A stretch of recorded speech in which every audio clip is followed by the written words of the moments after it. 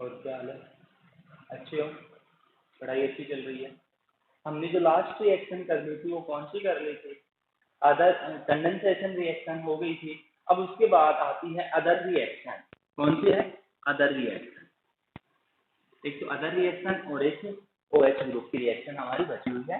आज ये सारी कर लेते हैं। अदर रिएक्शन में सबसे पहले reaction with Hinsberg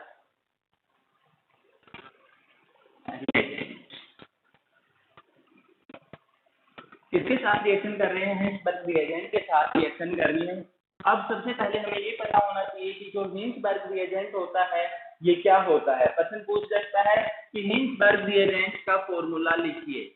Hinsberg reagent का फॉर्मूला लिखिए। तो हिंसबर्ग रिएजेंट होता है C6H5SO2Cl। क्या होता है Hinsberg reagent? C6H5SO2Cl Hinsberg reagent. अब हिंसबर्ग रिएजेंट के साथ किसकी रिएक्शन करनी है हमें? फिनोल की। किसकी रिएक्शन करनी है? फिनोल की रिएक्शन करते हैं। OH प्लस इस Cl को इधर लिखने में ClSO2C6H5। तो यहाँ से क्या रिमूव हो जाएगा? HCl रिमूव हो जाएगा। यहाँ से क्या रिमूव हो जाएगा? HCl रिमूव हो जाना है। O के बाद अब बता है SO2C6H5 और तो ये हिंसबर्ग रिएजेंट होता है। हिंसबर्ग रिएजेंट के साथ हम रिएक्शन करते हैं फिनोल की, तो ये प्रोडक्ट हाथ पर बन जाता है। नेक्स्ट रिएक्शन है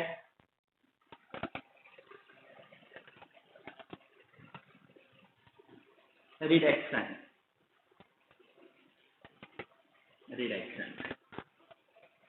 रिडक्शन में क्या करना है? Add of hydrogen. रिडक्शन में क्या करते हैं? Add of hydrogen.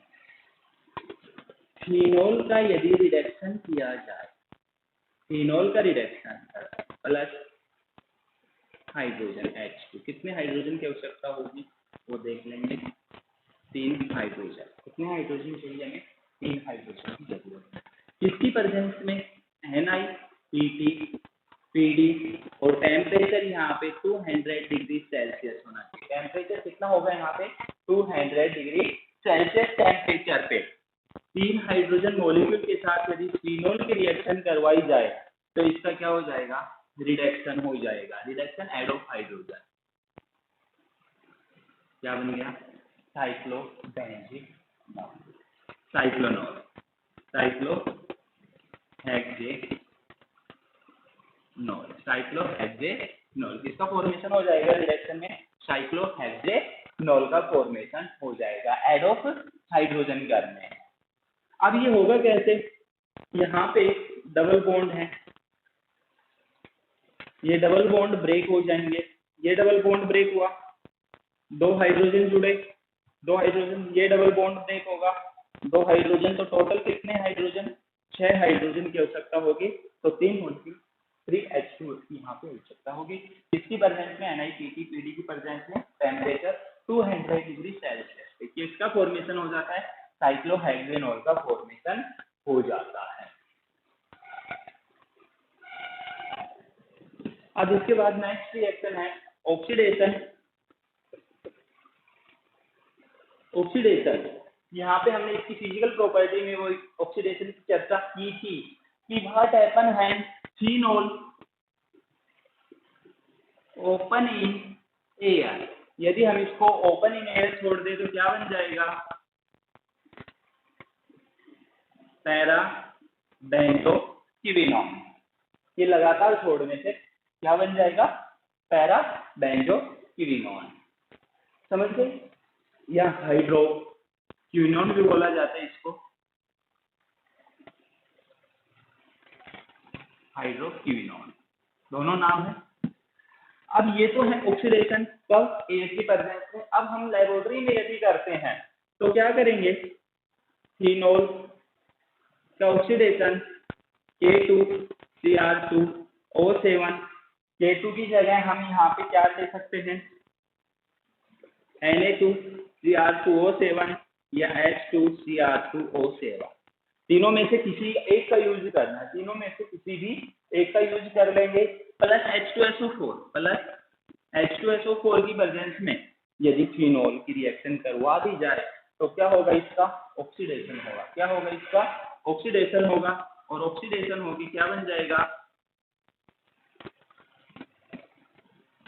Para benzoquinone. किसका फॉर्मेशन हो जाएगा, पैरा बेंजोक्विनोन का फॉर्मेशन हो जाएगा। किस किस की प्रेजेंस में, ध्यान रखना है ये K2Cr2O7 Na2Cr2O7 या H2Cr2O7 प्लस H2SO4 में से कोई भी एक प्लस H2SO4 होना चाहिए। इन तीनों में से किसी भी एक के साथ इसकी फिनोल की रिएक्शन करवाने पर क्या होगा, ऑक्सीडेशन हो जाता है। तो ये रिएक्शन आपको समझ में आ गई।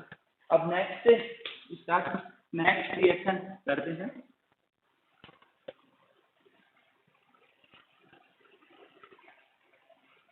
अगली है OH ग्रुप की रिएक्शन। OH ग्रुप की, इनमें से भी OH ग्रुप की थी, अदर रिएक्शन में इन कैटेगरियों को रख दिया गया है। अब अदर में हम करते हैं रिएक्शन विद जिंक। इसके साथ, जिंक के साथ, जिंक डस्ट भी बोल देते हैं, जिंक डस्ट के साथ रिएक्शन करनी है। ये रिएक्शन इंपॉर्टेंट है, ये रिएक्शन क्या है, इंपॉर्टेंट है। यदि फिनोल की रिएक्शन जिंक के साथ करवाई जाती है तो ZNO रिमूव हो जाता है और क्या बच जाएगा, यहाँ से ऑक्सीजन निकल गया, हाइड्रोजन बच गया प्लस ZNO। अब ये रिएक्शन इंपॉर्टेंट क्यों हुई, रिएक्शन इंपॉर्टेंट क्यों हुई कि फिनोल से बेंजीन का फॉर्मेशन करने की डायरेक्ट फॉर्मेशन, फिनोल से डायरेक्ट बेंजीन का फॉर्मेशन हम जिंक के साथ ही कर सकते हैं। तो प्रश्न पूछा जाता है कि वन स्टेप में फिनोल से बेंजीन का फॉर्मेशन कीजिए, वन स्टेप में तो हम इस प्रकार से कर सकते हैं, या वैसे भी पूछा जाता है स्टेप नहीं देता तो भी हम इसी से रिएक्शन कर देंगे। नेक्स्ट रिएक्शन है reaction with ammonia. Reaction with ammonia, NH, ammonia के साथ रिएक्शन करें। अब अमोनिया के साथ रिएक्शन करते हैं, फिनोल की रिएक्शन प्लस NH3, अमोनिया के साथ हमने NH3 को कैसे लिख दिया, NH2, तो यहाँ से क्या रिमूव हो जाएगा, H2O रिमूव हो जाएगा और क्या बन जाएगा, एनिलीन। इसका फॉर्मेशन हो जाएगा, एनिलीन का फॉर्मेशन हो जाता है, एनिलीन का फॉर्मेशन भी पूछ सकता है। अब इसके बाद नेक्स्ट रिएक्शन आती है रिएक्शन विद PCl5 की हुई है, रिएक्शन PCl5 के साथ ROH3, तो वही रिएक्शन यहाँ पे होने वाली है, C6H5OH लिख ले।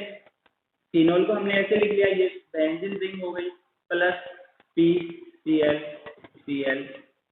ये Cl5 हो गया। समझ गए होंगे क्या हुआ, C6H5Cl plus HCl plus POCl3 का फॉर्मेशन हो गया। किसका फॉर्मेशन हो गया, ये फॉर्मेशन हो गया। अब नेक्स्ट रिएक्शन है एस्टरिफिकेशन। किसके साथ reaction, esterification, formation of ester. Formation of ester, ester का फॉर्मूला क्या होता है, RCOOR।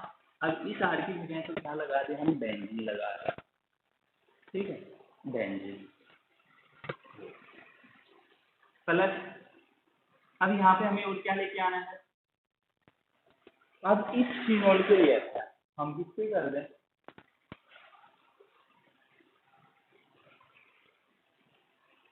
बेंजोइक, क्लोरोबेंजोइक एसिड, इसके साथ कर दें क्लोरोबेंजोइक एसिड के साथ।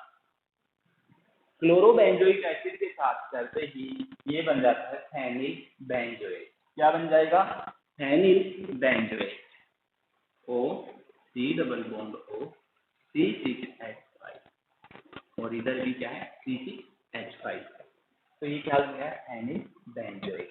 इस रिएक्शन को कहा जाता है शोटन-बामन रिएक्शन। कौन सी रिएक्शन कहते हैं, शोटन-बामन रिएक्शन। शोटन-बामन रिएक्शन में क्या करते हैं, क्लोरो बेंजोइक एसिड की रिएक्शन फिनोल के साथ करने पर हमें क्या प्राप्त होता है, फेनिल बेंजोएट।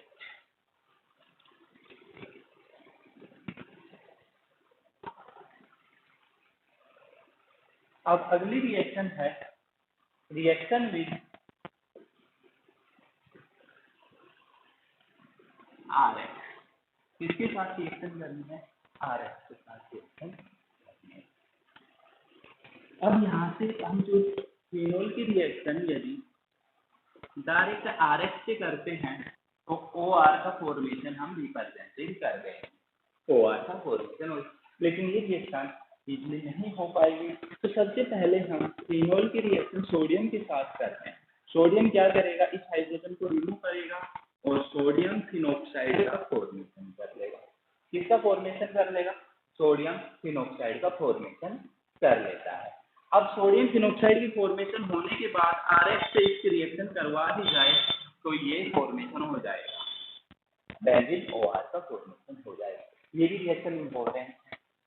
इसमें क्या पूछता है, इथेनेटोल और एनिसोल का फॉर्मेशन कीजिए। सबसे पहले हम करते हैं फॉर्मेशन ऑफ एनिसोल। किसका फॉर्मेशन कर रहे हैं, एनिसोल का फॉर्मेशन। किससे करेंगे, फिनोल से। तो सबसे पहले फिनोल की रिएक्शन किससे करवाएं, सोडियम। तो यहाँ पे सोडियम फिनोक्साइड का फॉर्मेशन हो जाता है। एनिसोल के लिए हमें ये रिएक्शन करवानी होगी CH3H से, CH3I लिख देते हैं। तो यहाँ से NaI रिमूव हो गया और क्या आ गया, OCH3, मैथोक्सीबेंजीन। क्या नाम है, मैथोक्सीबेंजीन भी कहा जाता है इसको, मैथोक्सीबेंजीन या एनिसोल। एनिसोल के नाम से पूछेगा। अब फेनिटोल का फॉर्मेशन कैसे करें, यहाँ से फेनिटोल का फॉर्मेशन कर लेते हैं। फेनिटोल के फॉर्मेशन के लिए C2H5 I से इसकी रिएक्शन करवा दी जाए तो माइनस NaI हो जाएगा और ये आ जाएगा C2H5, एथोक्सीबेंजीन। क्या नाम हो जाएगा, एथोक्सीबेंजीन। तो ये रिएक्शन थी फिनोल की जो कंप्लीट हो गई। बहुत ही आसान रिएक्शन है। यदि इनको मन लगा के पढ़ेंगे तो ये रिएक्शन आपको आसानी से याद हो जाएंगी। तो यदि इनमें अभी कोई प्रॉब्लम है फिनोल की रिएक्शन में तो आप अपनी प्रॉब्लम कमेंट बॉक्स में रख सकते हो, ताकि उसका सॉल्यूशन हम और भी अच्छे से गहराई से कर सकें।